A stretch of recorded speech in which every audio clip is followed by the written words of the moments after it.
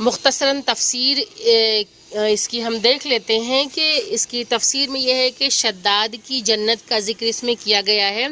تو تفسیر مجمع البیان میں کعب الاحبار سے روایت ہے کہ وہ شہر جس کا نام ارم ذات العماد تھا اسے شداد بن عامر نے بنوایا تھا، اور یہ عاد اولا کا واقعہ ہے۔ حضرت ہود علیہ السلام کی اولاد اسی عاد اولا کی نسل سے تھی۔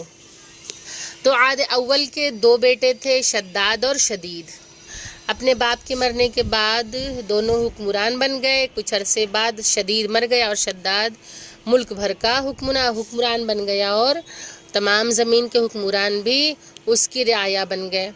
پھر اس نے انبیاء علیہ السلام کی تعلیمات تبلیغات کو غیر مؤثر بنانے کے لیے اور اپنی خدائی منوانے کے لیے اپنی جنت بنانے کا منصوبہ بنایا۔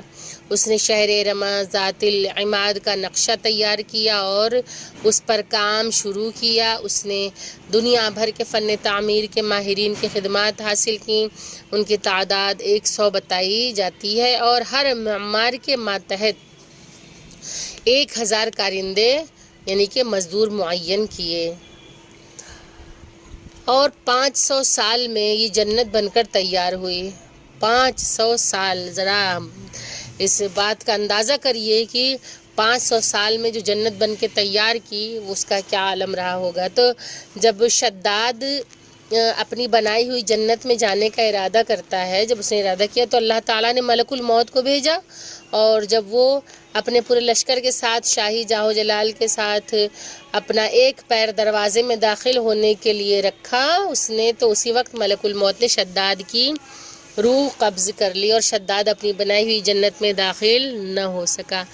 تو خدا کی بنائی ہوئی جنت تک تو پہنچنا دور کی بات ہے۔ شداد وہ ملعون تھا کہ جس نے خدائی کا دعویٰ کیا، اس نے جنت بھی بنوا لی، لیکن اللہ اسے اس کی بنائی ہوئی جنت میں بھی داخل نہیں ہوتا ہوا دیکھ سکتا۔ پروردگار عالم نے اسے اس میں بھی داخل نہیں ہونے دیا، اور جیسے اس نے اپنا پیر اٹھایا، ایک قدم جو ہے رکھنا چاہا جنت میں، ویسے ہی ملک الموت کو اللہ نے حکم دیا اور ملک الموت نے شداد کی روح قبض کر لی۔